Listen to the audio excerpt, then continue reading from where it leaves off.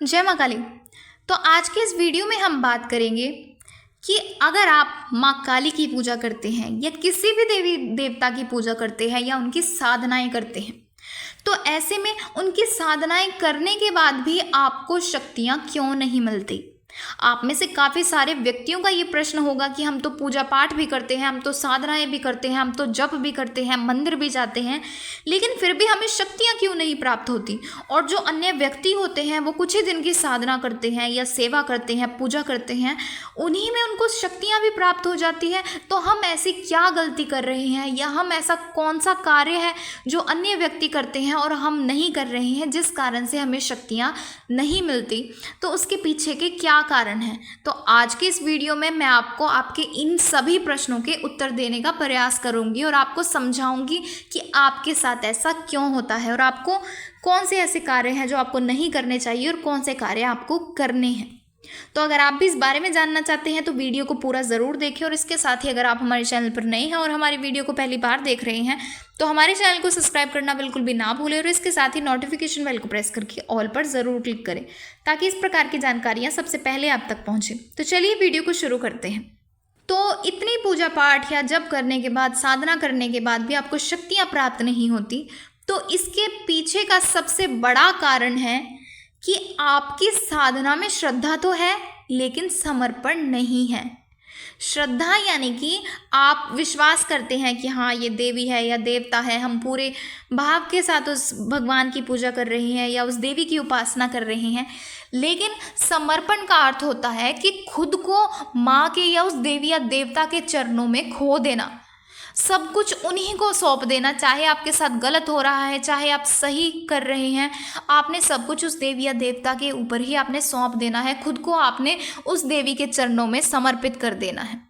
और इसी के साथ आप जो भी पूजा पाठ करते हैं या आप जप करते हैं, उसमें केवल आपको नियमों का ध्यान नहीं देना है कि हाँ मैं इन नियमों का पालन करूँ। नियम भी ज़रूरी हैं, लेकिन नियमों के साथ साथ आपको उस देवी या देवता की भक्ति में, उस देवी या देवता के मंत्र में, जाप में, जो भी आप कर रहे हैं, पूजा पाठ कर रहे हैं, उसमें आपको खुद को भुलाना होता है। आप सब कुछ भूलकर आप उस देवी या देवता के मंत्र का जाप करें, उनकी पूजा करें। तो इस तरीके से आपकी साधना में श्रद्धा तो होती है लेकिन समर्पण नहीं होता, जिस कारण से आपको शक्तियाँ प्राप्त नहीं होती, चाहे आप कितनी भी साधना करें।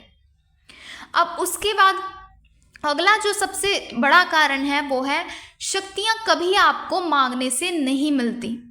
यानी कि अगर आप चाहते हैं कि हम इस देवी या देवता की पूजा करें या ये देवी या देवता हमें ये शक्तियाँ प्रदान करें, तो कभी भी ऐसा नहीं होता।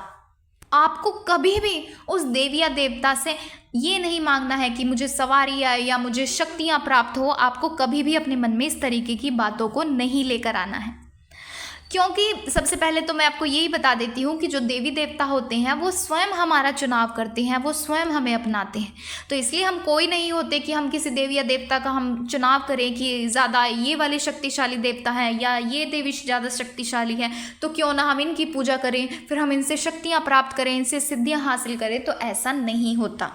आपको हमेशा झुककर उस देवी या देवता के सामने रहना होता है, यानी कि आपको हमेशा उनसे प्रार्थना करनी होती है। कभी भी आपको उनके आगे अपनी इच्छा नहीं रखनी होती कि मुझे ये वाली शक्तियाँ चाहिए या मुझे ये सिद्धियाँ चाहिए। तो इस तरीके से आपको कभी भी नहीं करना है। अब इसके बाद अगला जो सबसे बड़ा कारण है वो है कि आपको साधना के साथ संघर्ष करना भी ज़रूरी है। और संघर्ष यानी कि साधना तो आप कर ही रहे हैं उस देवी या देवता की, उस देवी या देवता को प्रसन्न करने के लिए।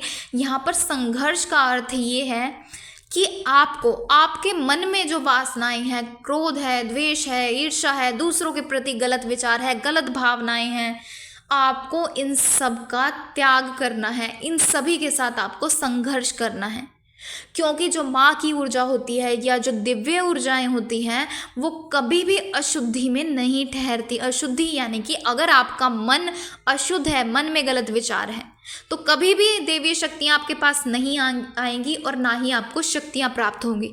तो इसीलिए सबसे पहला आपको कार्य ये करना है कि आपके मन में जो भी वासनाएं हैं, क्रोध है, द्वेष है, ईर्ष्या है, दूसरों के प्रति गलत धारणाएं हैं, विचार हैं, इन सब को आपको समाप्त करना होगा।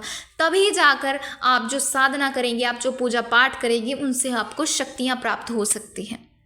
अब इसके बाद अगला जो कारण है वो मैंने आपको कई बार मैंने वीडियोस में भी आपको बताया हुआ है, वो मैं आपको दोबारा बता देती हूँ कि आपको कभी भी अपनी साधना का दिखावा नहीं करना है।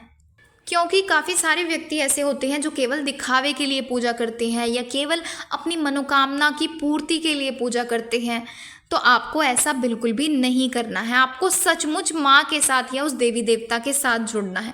आपको केवल अपनी कुछ मनोकामना के लिए या केवल लोगों को दिखाने के लिए आपको इस तरीके की साधनाएं या दिखावा नहीं करना है। उसके बाद अगला कारण है वो आपको थोड़ा समझना होगा कि मान लीजिए जो भी व्यक्ति पूजा पाठ करते हैं, सबकी पूजा पाठ का या उनकी साधना का या उनके मंत्र जाप का फल उन्हें कुछ समय में मिलता है। हो सकता है आपको 1 महीने में मिल जाए और हो सकता है आपको 10 साल में भी ना मिले, आपको कुछ समय बाद मिले। तो इसी तरीके से कई व्यक्तियों को जल्दी उनकी साधना का फल मिल जाता है और कई व्यक्तियों को बहुत लेट मिलता है। तो लेकिन आपको इस बात को समझना है कि जो भी आपने पूजा पाठ की है, साधना की है, जप किया है, मंत्र जाप किया है, वो कभी भी व्यर्थ नहीं जाता। लेकिन आपको अपने अंदर धैर्य रखना होगा। अब उसके बाद अगला जो सबसे ज़्यादा और सबसे महत्वपूर्ण जो कारण होता है वो है त्याग। क्योंकि जब भी आपके पास शक्तियाँ आती हैं वो सबसे पहले आपकी परीक्षा लेती हैं, और सबसे पहली जो परीक्षा होती है जो एक भगत साधक के लिए जाती है वो है त्याग। माँ ये देखना चाहती है कि आप किस तरीके से त्याग कर सकते हैं। क्या आप अपने मोह का त्याग कर सकते हैं, या आप अपने क्रोध का त्याग कर सकते हैं, या आप अपने लोभ का त्याग कर सकते हैं। तो अगर आप इस परीक्षा में पास हो जाते हैं तो आपको शक्तियाँ प्राप्त हो जाती हैं। तो इस तरीके से थे ये कुछ कारण कि साधनाएं करने के बाद, पूजा पाठ करने के बाद, मंत्र जाप करने के बाद, इतना कुछ करने के बाद भी आपको शक्तियां क्यों नहीं मिलती। तो आशा है आपको ये जानकारी पसंद आई होगी। तो जानकारी पसंद आई है तो वीडियो को लाइक करें और ज़्यादा से ज़्यादा लोगों तक शेयर करें, और हमारे चैनल को सब्सक्राइब करना बिल्कुल भी ना भूलें, और नोटिफिकेशन बेल को प्रेस करके ऑल पर ज़रूर क्लिक करें ताकि इस प्रकार की जानकारियाँ सबसे पहले आप तक पहुँचे। तो चलिए मिलते हैं अगले वीडियो में कुछ नई जानकारी के साथ। जय मां काली।